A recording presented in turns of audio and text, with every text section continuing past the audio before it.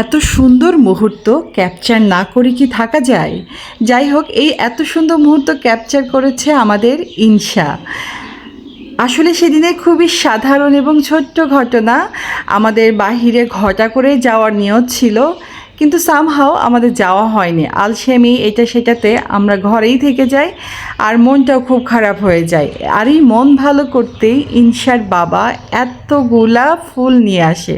আচ্ছা বলেন তো, যেখানে মানুষ একটা গোলাপেই মন ভরে যায়, সেখানে একটা সাদা গোলাপের সাথে 14 পিস অরেঞ্জ গোলাপে কার না মন ভালো হবে?